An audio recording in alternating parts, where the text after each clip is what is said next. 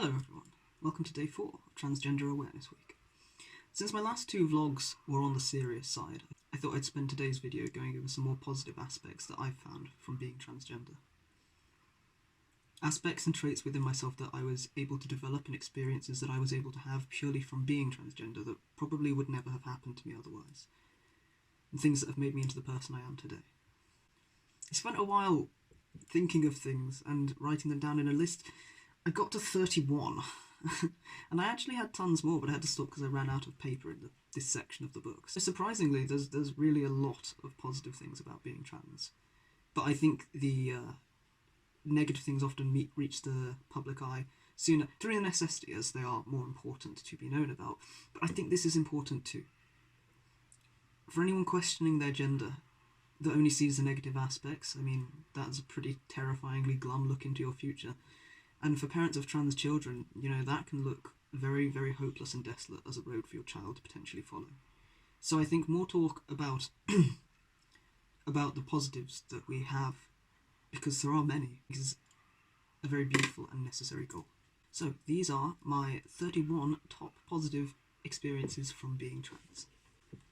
Number 1, I definitely have a deeper emotional bond with myself. It's not something I experienced ever before, the very concept of it. I knew logically that it was good to love oneself and that I liked myself in some ways in my intentions and the good I could do, but it didn't really stretch beyond that. Whereas now I can really look at myself as a friend, and I feel very attached to myself actually, not just to my body, but to my mind, to my aspects, to my character traits, to my ability to constantly strive to improve myself. I'm really quite happy with who I am as a person, and I like him. So that's always a boon. Number 2. Since I spent most of my life learning to care for myself as another person, in that, I mean, self-care was impossible when I didn't exist in my own body, and the only way I could force myself to do things that would keep me alive and keep maintaining my body was to think of the future me as a different person. Because I'm good at caring for others, I just wasn't good at caring for myself. I guess because I didn't see it as myself. But through learning to care about myself in the future tense as another person, I think it was actually a really good practice. It's something I can still employ on days where I'm struggling, or if I ever feel mad at myself for something. It's never as deep-seated as it could be, because I know we can all be very harsh critics to ourselves, and I think that really lessened that for me, learning to extend the kindness I would for others to myself. So for example, instead of thinking that I needed to do the washing up because I needed it done, I would think future me would love it if the washing up was done. And in times where I was horrifically addicted to any substance that could make my existence seem a little bit more numbed out when I didn't know what was wrong, I did a lot of drunk cleaning, drunk cooking. I'd wake up with water on the side and loving notes from past me, because that was the only way I knew how to practice self-care. Just treat the ever-changing stages of myself as a progression through time as different people. But because of that, I've got a lot of practices in place which are actually quite healthy, and the only thing that needed to shift was my perspective, which wasn't something that I could change in and of myself. But once I started on testosterone, I had to relearn how to care for myself as myself, rather than having to see it as a separate person. But I still am glad that I stumbled across that concept and that I could view it as such. I think it's been really helpful. And now, especially with my body changing to be more recognisable to me, I have really good habits in place. And I don't know if I would have been so regimented and so strict with myself about performing self-care rituals if it wasn't so absolutely necessary to my survival. Now that they're in there, I love it. I'm excited to wash my face and clean my teeth in the morning and cook myself food. It's great. Took myself on a date to Yo Sushi a while ago. It was nice. I'm a good conversationalist. Learning to care for myself as myself. Learning to just care for me. That's a fantastic thing to learn. I don't know how easy it is for other people to learn, if it's something that has to be consciously practiced and applied, or if it just comes naturally. But either way, I'm very, very glad that I've got those habits instilled. Number 4, I'm more in tune with my emotions. I can recognise emotions when I'm experiencing them, and I can choose to accept and validate the emotions without letting them entirely incapacitate me.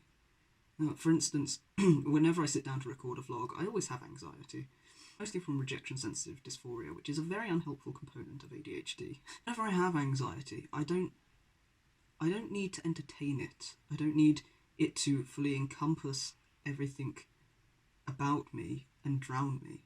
I can acknowledge that I'm experiencing anxiety. I'm aware that it's happening. I know the feeling. I can put a name to it. And I can distantly observe it as it passes through me. I don't think I would have learned to do that nearly as effectively or as quickly in my lifetime if I hadn't had to do it from being transgender. I think it really came from having to isolate what I was feeling to work out what was wrong, but it's come with a whole host of other really, really positive side effects. Honestly, it's so helpful to be able to recognise what emotion I'm feeling, name it, and decide whether or not I want to give it any weight. Learning to put dissociation on cue, that is actually really helpful. If I'm in a situation I really don't want to be in, if I have to fill in some horrific DWP form, or if I have to go to the doctors, which due to other health-related issues has always been a little bit traumatic, thanks years of negative conditioning, I can dissociate on cue, and I can ground myself when I'm done and when I want to be back in the present moment. You know, it's simply because I attached physical and then mental cue to those feelings, and now I can just trigger them at will. I've got to say, I don't tend to dissociate for a lot of things. It's not my first choice. It would have to be a really horrible experience for me to decide that not feeling it was better than feeling it. Not just any bad experience. I'd rather experience most bad things than dissociate. But if it's something that I'm going to become non-functional in doing, like if I go into the doctors and I go into a trauma response, I'm useless. But if I can just dissociate, then I'm very clinical, very practical, very proactive. And when I come back out, I can ground myself and I can spend ages performing lovely self-care rituals that calm me down. Incredibly helpful. I wouldn't dissociate to wash up or something like that. Actually, I quite like washing up, but not for something so mediocre. I'm much more politically aware, and not just, obviously because politics are inescapable in my life as my existence is seen as political, I've had to get involved. But it's also made me more aware for other marginalised groups and communities, and it's really helped me to look out and spot things that are problematic and things that are harmful for other communities than just the transgender one. And I'm really, really grateful for that, and for the ability to acknowledge how politics affects everybody's life, and to try to play a proactive role in creating a world that's safer for everyone. Leading on from that, I really notice when something potentially problematic is happening. It's really given me the ability to focus on being able to protect other marginalised groups, and to be able to call out something problematic when I see it. And I am so grateful for that. I always would have done it just as a person, but I didn't always know what I was looking for. Because if you're not within a community, a lot of the times something could just be passed off as a bit of banter, or something that really isn't okay and is quite a harmful idea to perpetuate could just be seen as a joke.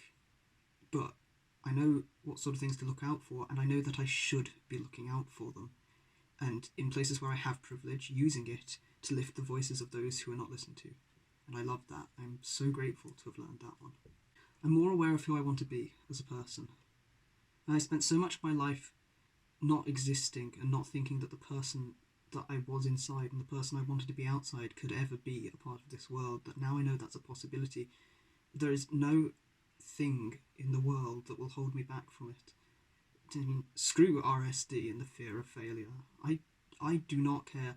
No attack of RSD or anxiety is more daunting to me than the prospect of not being authentically true to myself. Which is actually why I'm vlogging, despite anxiety and RSD. They can suck it. I'm more aware of who I want to be, and I'm more free and able to follow the path that will lead me there. I have more freedom than I think I would have to change aspects about myself that I don't like. I don't tend to... I've always had the view that the aim in life is to consistently improve. I thank my mum for that. That was brilliant. A whole childhood being taught to improve myself for myself and the benefit of others, and I love it. I love that that is kind of my modus operandi. But I got that lesson again going through transition. I learned a good balance between not constantly interrogating myself and thinking that all my actions make me a horrendous person, and noticing things that I don't like and changing them, and then letting go any associated negative feelings, because once you've learned what you can from a mistake you made, there's no point in holding on to it for any longer if it doesn't serve you. There's no point in beating ourselves up for things we don't like. But there is something we can take from it, and something we can learn and improve upon, and I'm lucky that I learned that. I'm able to develop traits and behaviours that I love, almost mechanically, which I think being neurodiverse has something to do with that. I can sort of put in software patch updates to my brain, so it's very useful. If I don't like a trait, I uninstall it. If I like a trait, I install it. It takes a while, but I'm conscious of it, and that's the part I'm grateful for. My behaviours don't slip under my radar as unchangeable character traits.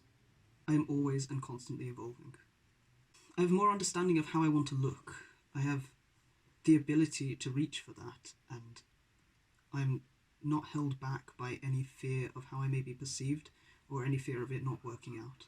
Actually, very soon after coming out as trans, I got my first piercings, and I wondered why I'd never got them before, because I've always wanted them, but being transgender is kind of like living in a house that you don't plan to stay in, so you never bother to decorate.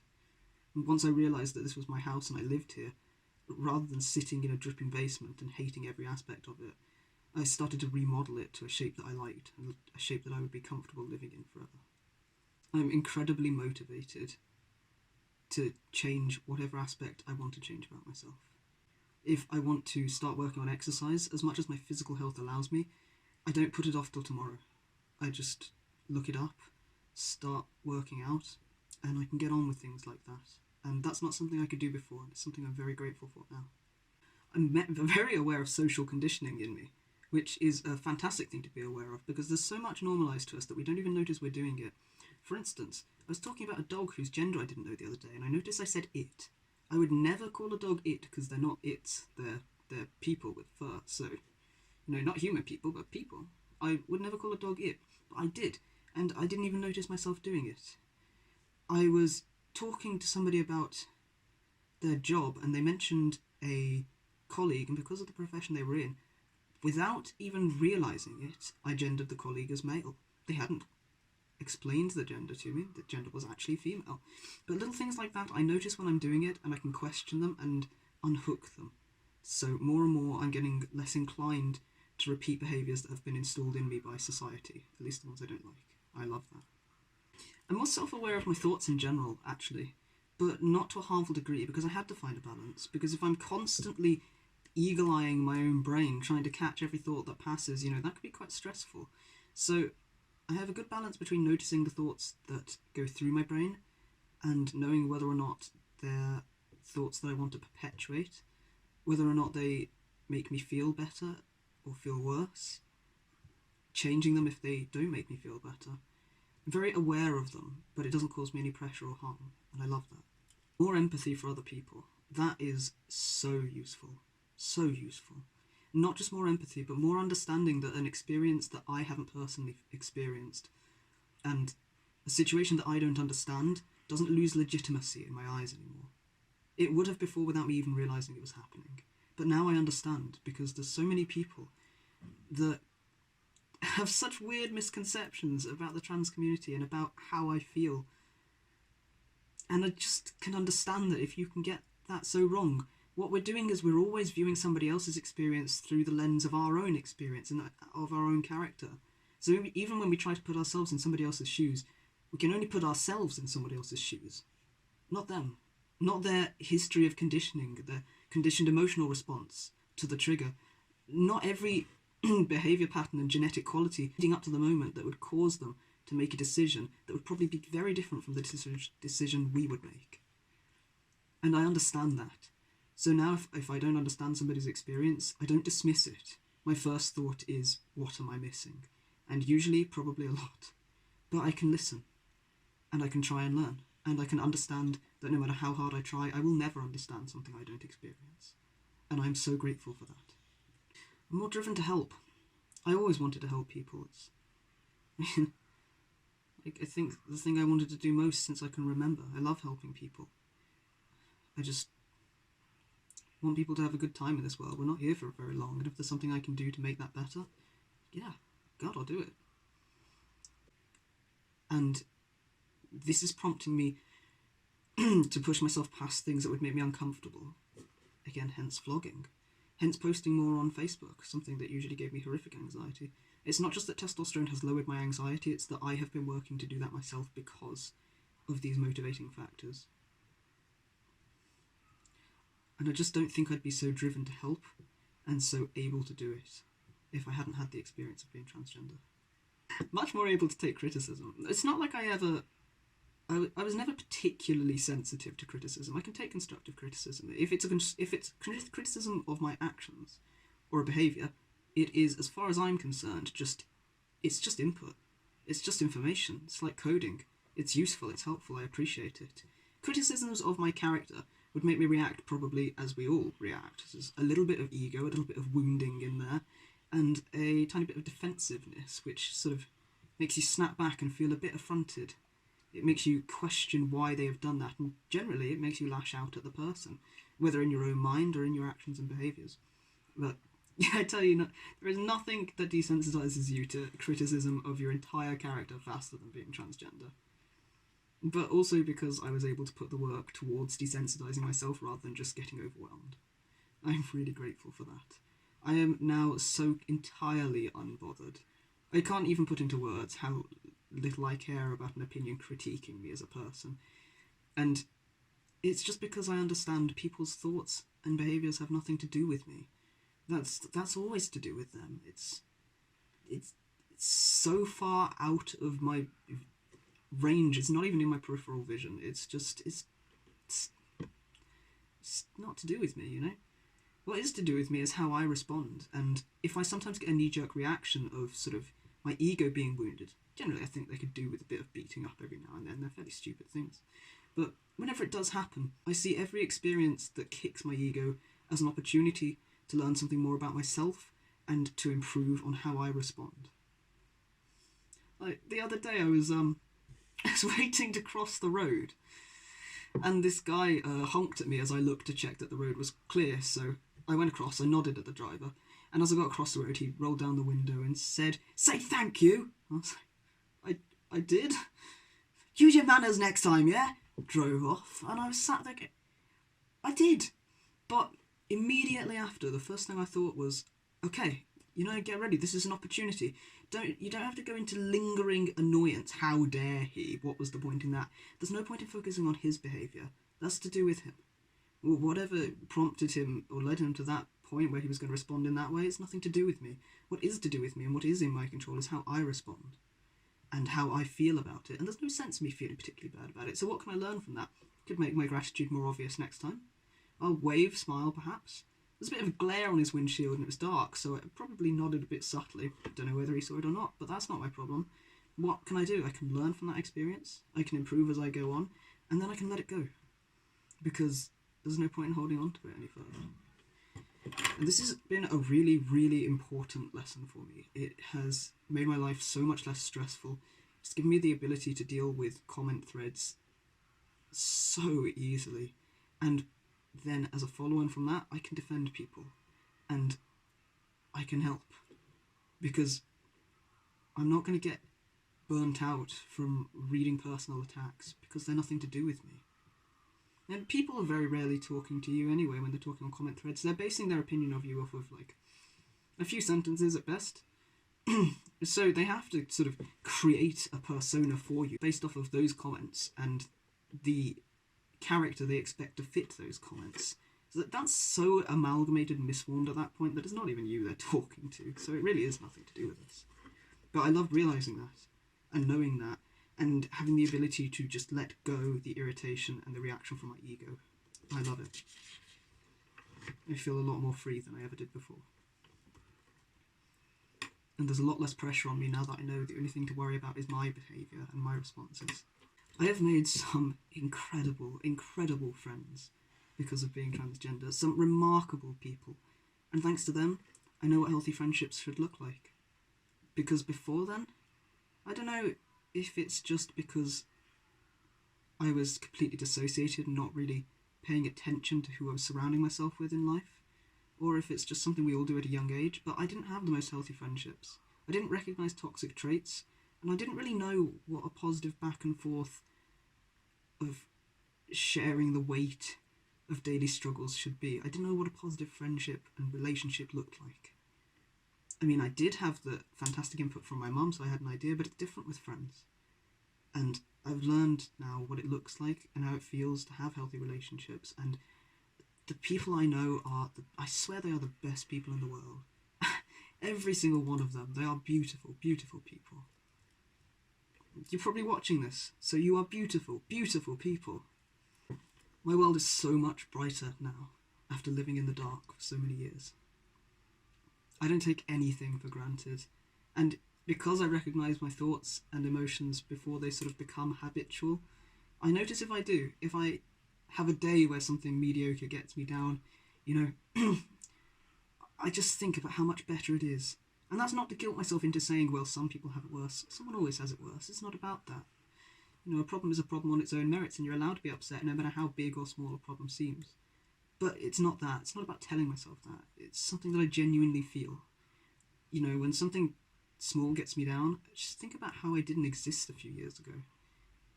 And I can't help but smile, because my world is so much brighter now. The colours are so much more vibrant. Tea tastes better. It's a freaking beautiful life. And I think I appreciate that so much more than I ever could have before. I think before I would have been taken for granted, and now it's just dazzling. Gender euphoria. I love this one, because if I'd been born cis, or whichever way I'd been born cis, I never would have noticed gender euphoria. There's no way. I don't think I've spoken to a cis person in the world who knows what gender euphoria is. It's such an amazing feeling. I would never have felt that.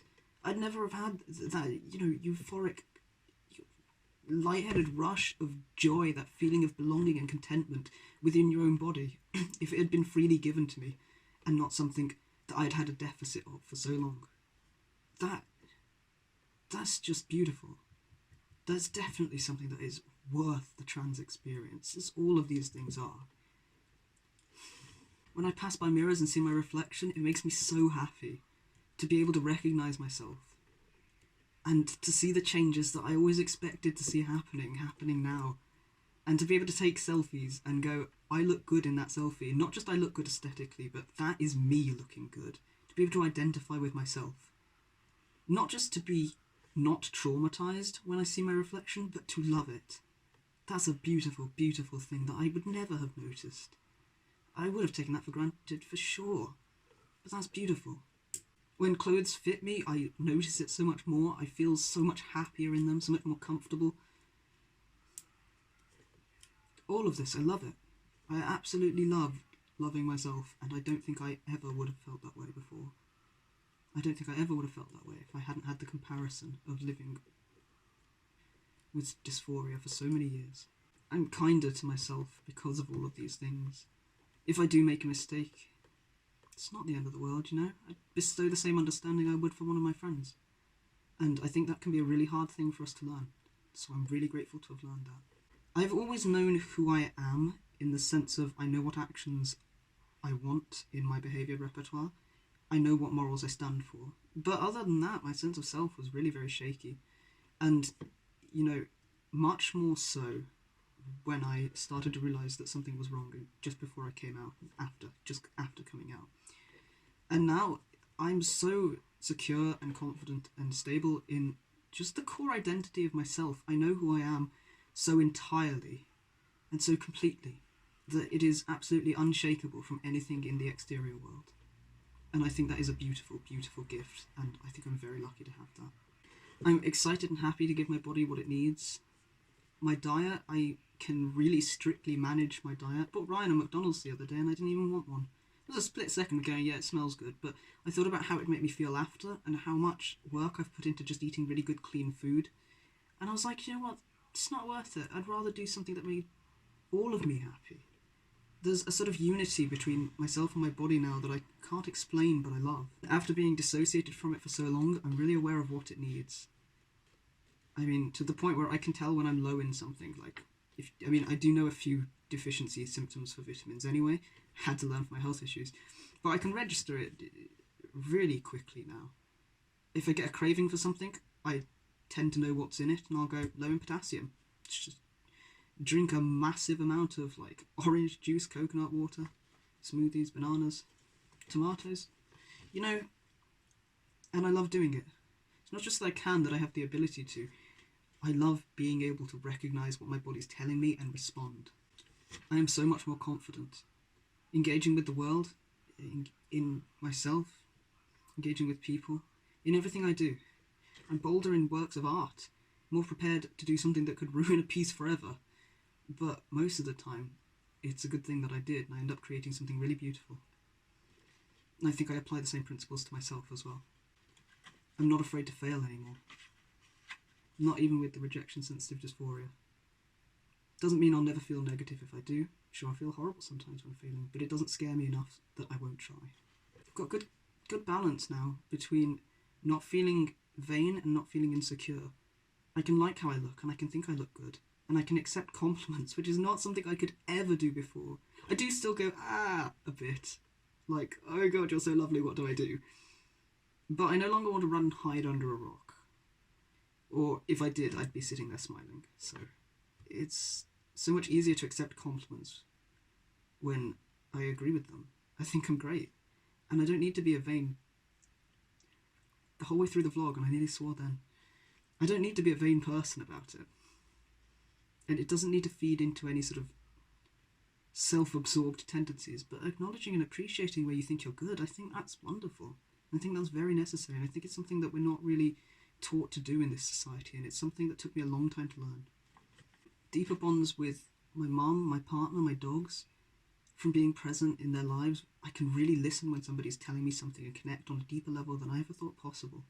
I have a healthy ability to implement boundaries. Before, I thought that I was kind of expendable because I didn't feel anything anyway.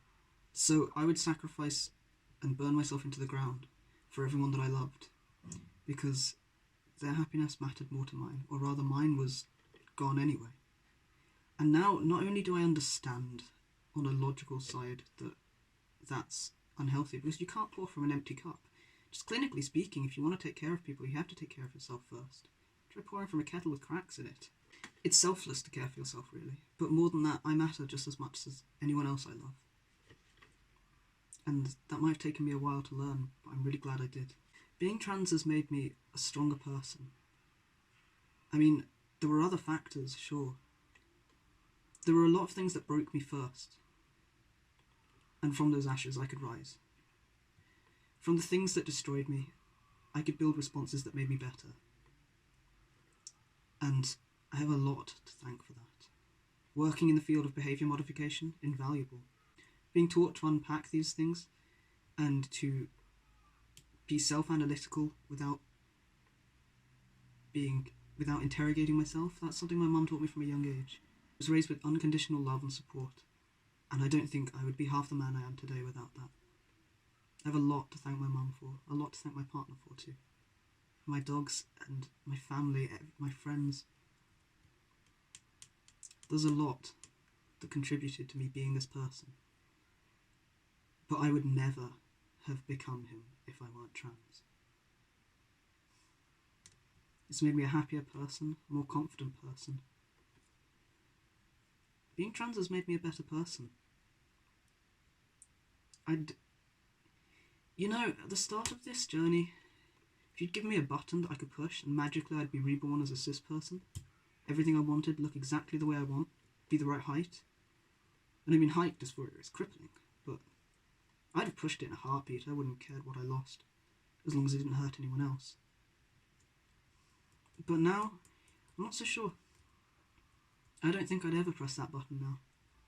I don't think I'd want to be born as somebody else just to have the physical attributes that I may never get now.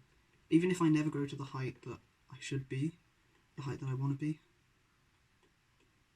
There are some things that I have now about me as a person that are worth so much more to me than attributes I could have been born with. Being trans is really difficult sometimes. It can kill people. It can be awful. The response from society, mental health, the barriers to transition. It's not really being trans.